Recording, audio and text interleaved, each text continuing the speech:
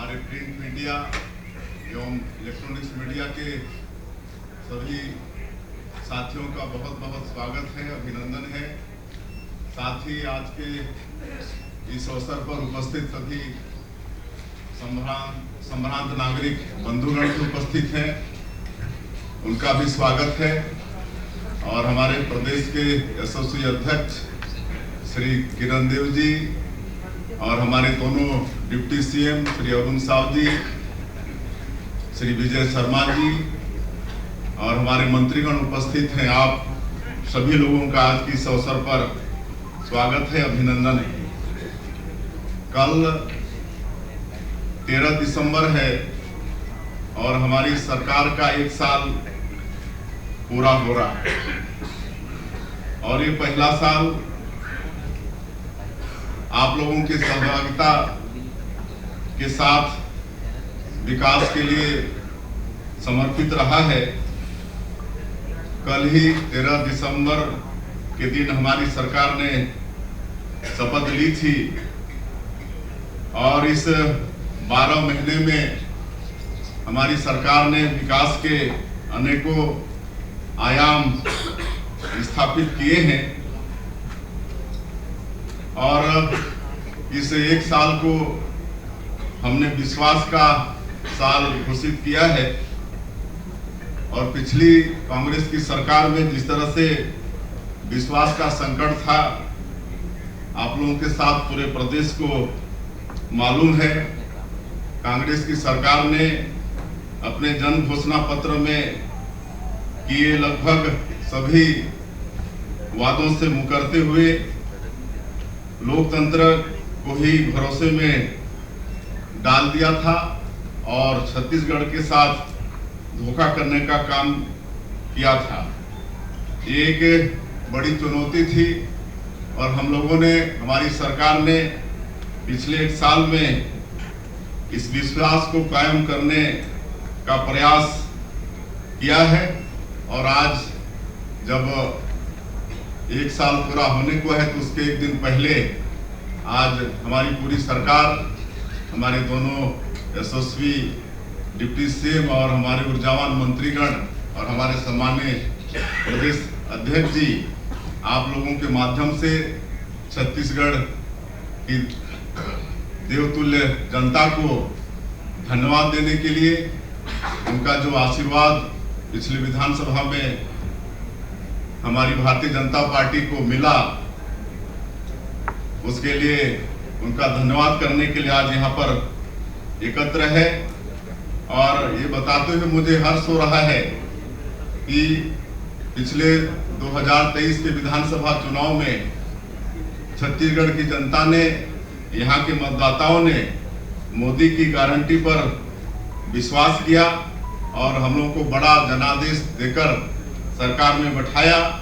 तो हम लोगों ने भी जो मोदी की गारंटी में वादा किए थे, यहाँ की बहनों को, यहाँ के किसानों को, यहाँ के युवाओं को, जो गरीब लोग प्रधानमंत्री आवास से वंचित हो गए थे और कमजोर वर्ग के लोगों को सहयोग करने के लिए जो भी वादा किए थे, इस 1 साल में उसको पूरा करने का सौभाग्य हमारी सरकार को प्राप्त हुआ है। और हमने ये भी वादा किया था कि इस प्रदेश में सुशासन स्थापित करेंगे और आज पूरा प्रदेश ये देख रहा है कि किस तरह से भ्रष्टाचारियों के खिलाफ में तत्परता के साथ कार्रवाई भी हो रही है और उनको दंडित करने का सिलसिला भी जारी हो चुका है। मोदी की गारंटी में जो हम लोगों का वादा था कि धान का कटोरा इस छत्तीसगढ़ में जो अन्नदाता किसान हैं उनको धान का कीमत 3100 रुपया प्रति क्विंटल देंगे, वादा हमारी सरकार ने निभाया है। प्रति एकड़ 21 क्विंटल धान खरीदेंगे, वो वादा भी हमारी सरकार ने पूरा किया है। और 2 साल का बकाया बोनस जो कांग्रेस के जन घोषणा पत्र में भी था, लेकिन 5 साल तक उन्होंने जिक्र नहीं किया, तो 14 लाख किसानों का 3716 करोड़ रुपया बकाया बोनस जो था 2023 कि दिसंबर 25 को, जिसको हम लोग सुशासन दिवस के रूप में मनाते हैं, जो भारत रत्न हमारे छत्तीसगढ़ के निर्माता स्वर्गीय अटल बिहारी वाजपेयी जी की भी जयंती है, उस दिन ये बकाया राशि देने का काम किए। उसी तरह से आज 70 लाख महिलाओं को प्रति महीना महतारी बंधन योजना में 1,000 रुपया उनके खाते में देने का काम कर रहे हैं। अभी तक 10 किस्त दे चुके हैं और कुल 6,530 करोड़ रुपया उनके खातों में महतारी बंधन योजना में भेजने का काम हमारी सरकार ने किया है। हमारे आदरणीय प्रधानमंत्री जी का भी ये वादा था चुनाव कैंपेनिंग के दौरान कि छत्तीसगढ़ में भारतीय जनता पार्टी की सरकार बनती है तो मुख्यमंत्री का पहला काम होगा कि जो पिछली सरकार में 18 लाख गरीब लोग प्रधानमंत्री आवास से वंचित हो गए हैं और उनका आवास स्वीकृत करना, मुझे बताते हुए गौरव हो रहा है कि 13 दिसंबर 2023 को सरकार शपथ ली और दूसरे ही दिन 14 दिसंबर को पहला कैबिनेट बुलाकर 18 लाख प्रधानमंत्री आवास की स्वीकृति कैबिनेट से हम लोग पास करा लिए और आज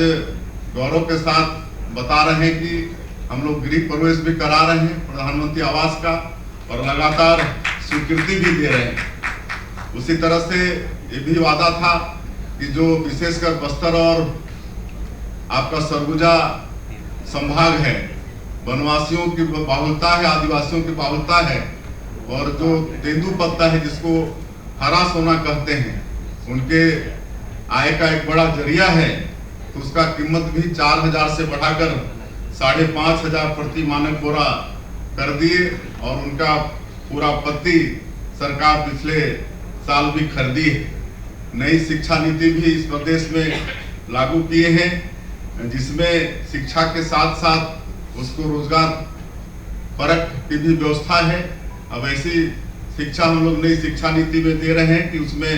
रोजगार की भी शिक्षा दी जा रही है और उसी तरह से शिक्षा को आगे बढ़ाने के लिए रायपुर में जिस तरह का नालंदा परिसर है उसी तर्ज पर छत्तीसगढ़ के 13 नगरीय निकायों में हाईटेक लाइब्रेरी का निर्माण भी कर रहे हैं। CGPSC का जो स्कीम था आप सबको मालूम है और उसकी दोषियों को भी सजा दिलाने का वादा था और CBI उसकी जांच कर रही है और उसमें भी जो दोषी लोग हैं वो दंडित होना शुरू किए, आप सबको मालूम है। और अभी जो PSC का रिजल्ट निकला है उससे हमको बताते हुए खुशी हो रही है कि जो टॉप 10 के 10 बच्चे थे, अभिभावक सहित हमको धन्यवाद देने मुख्यमंत्री निवास आए हुए थे और उनके चेहरे की खुशी को देखते हुए बनता था और पहली बार अभिभावकों ने कहा कि आज यहाँ पर कोई बहुत बड़े बड़े लोगों के बच्चे नहीं हैं, एक साधारण परिवार के किसान मजदूर के बच्चे हैं। तो इस तरह से जो PSC में पारदर्शिता के साथ ये एग्जाम हुआ उससे हमारे प्रदेश के युवाओं का विश्वास PSC जैसे संस्था पर बढ़ा है। आज 68 लाख गरीब परिवारों को 5 साल तक मुफ्त राशन देने की योजना भी हमारी सरकार ने शुरू की है और प्रदेश में सुशासन स्थापित करने के लिए सरकार में हम लोग सुशासन और अभिसरण नाम से एक नया विभाग का गठन भी किए हैं जिसके माध्यम से प्रयास हो रहा है कि जनता को, आम नागरिकों को छोटे छोटे कामों के लिए दफ्तर के चक्कर लगाना नहीं पड़े और छत्तीसगढ़ राज्य निर्माता पूर्व प्रधानमंत्री भारत रत्न अटल बिहारी वाजपेयी जो सुशासन का सपना हम लोग को दिखाए हैं उसको भी पूरा करने का प्रयास सरकार कर रही है और पुराणों में जिसे रामराज कहा गया है उसे ही हम लोग सुशासन कहते हैं। हमने प्रदेश में सड़क, रेल और हवाई सुविधा का भी विस्तार किया है और डबल इंजन की सरकार है, इस कारण भी इन क्षेत्रों में प्रदेश को लाभ हो रहा है। अंबिकापुर में हवाई अड्डे का इनॉग्रेशन हो गया है और बहुत जल्दी इसी महीने वहां पर फ्लाइट भी शुरू होने वाली है। और अनुसूचित जनजाति, अनुसूचित जाति, पिछड़ा वर्ग और अन्य वर्ग के विकास के लिए प्राधिकरण का गठन किया गया है कि उनके विकास में किसी तरह भी संसाधन बाधक नहीं बने। सरकार की योजनाएं तो उन तक पहुंचती ही हैं। इसके लिए जो भी प्राधिकरण का गठन हुआ है उसको और मजबूत करने का काम हमारी सरकार ने किया है। और ये छत्तीसगढ़ में जनजातीय समाज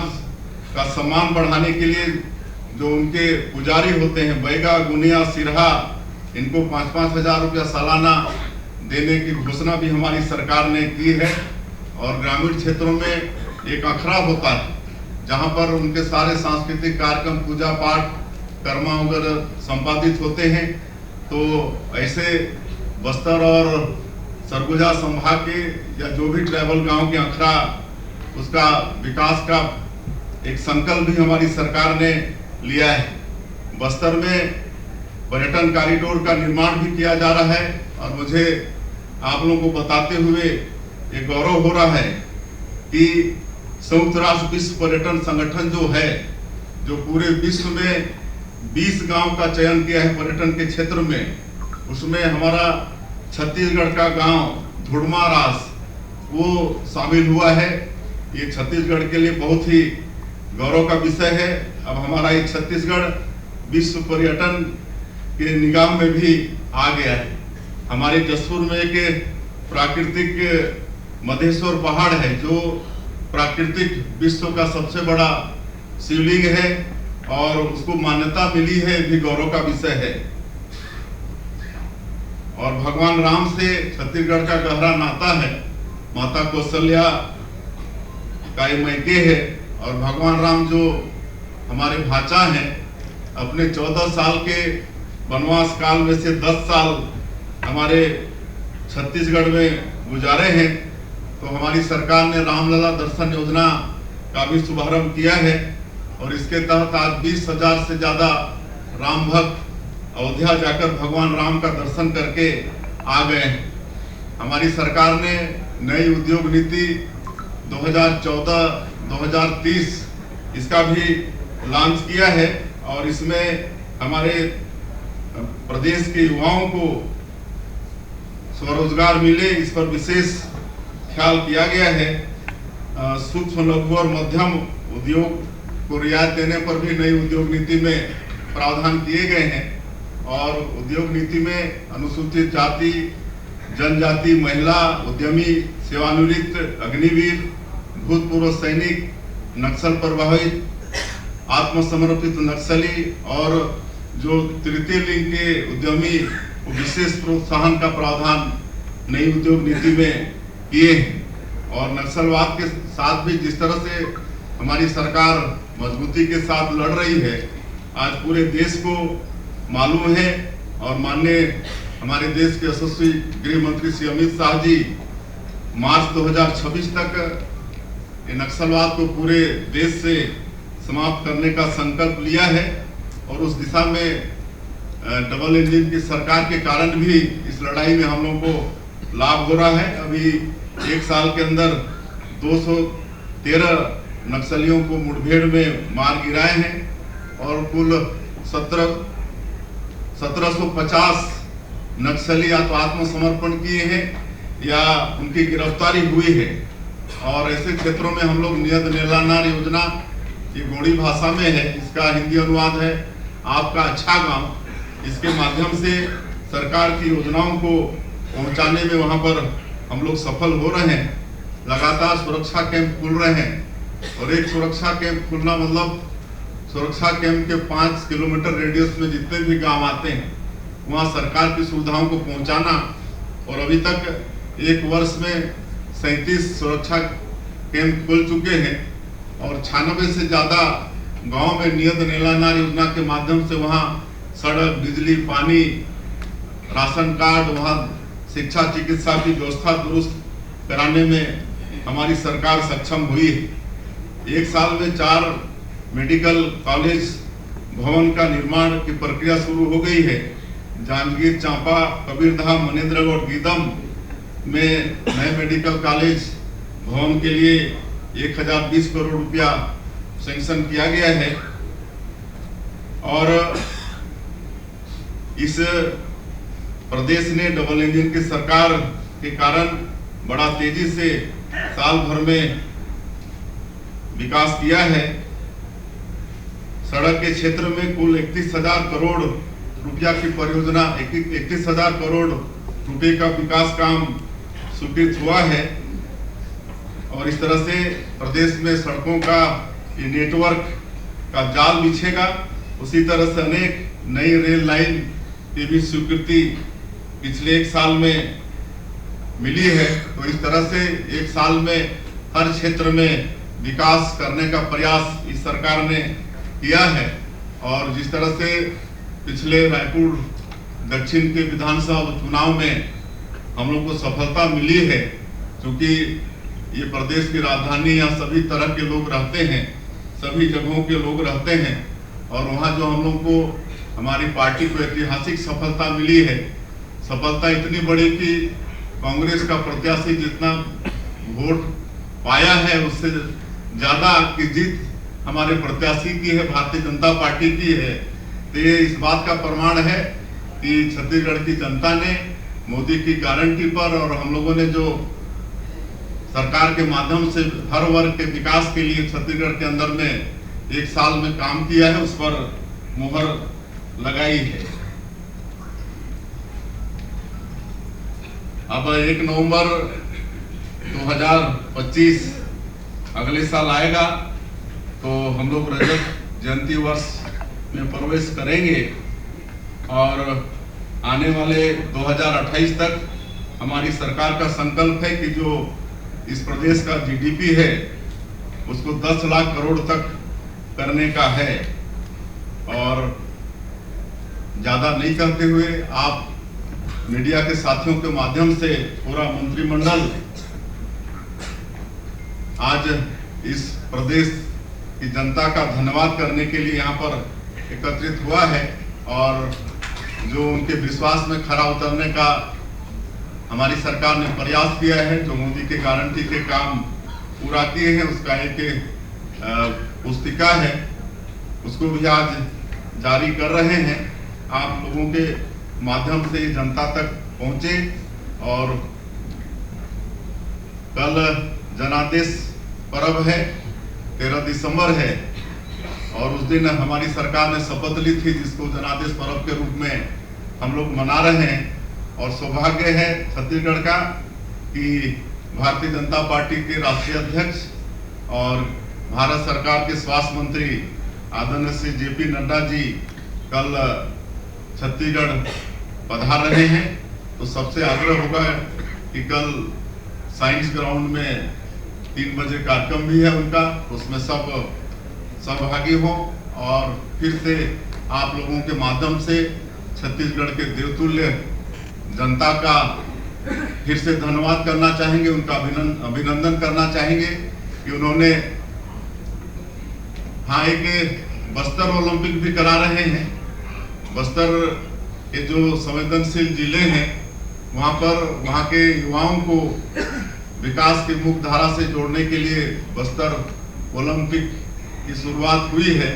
और बस्तर ओलंपिक में 1,65,000 पंजीयन हुआ कम समय में। अगर और ज्यादा समय देते तो और संख्या बढ़ जाती। उसमें महिलाओं की संख्या बराबर है और जिसका समापन भी 15 तारीख को है। 15 तारीख को है। उसमें हमारे देश के यशस्वी गृह मंत्री आदरणीय अमित शाह जी समापन में शामिल होंगे और अंत में आप लोगों के माध्यम से छत्तीसगढ़ की देवतुल्य जनता को उनका जो आशीर्वाद, उनका जो विश्वास हम लोगों को मिला, बहुत बहुत धन्यवाद देना चाहेंगे। और आप लोगों का भी सहयोग बराबर रहता है, आगे भी रहेगा, उसके लिए भी आप लोगों को भी धन्यवाद।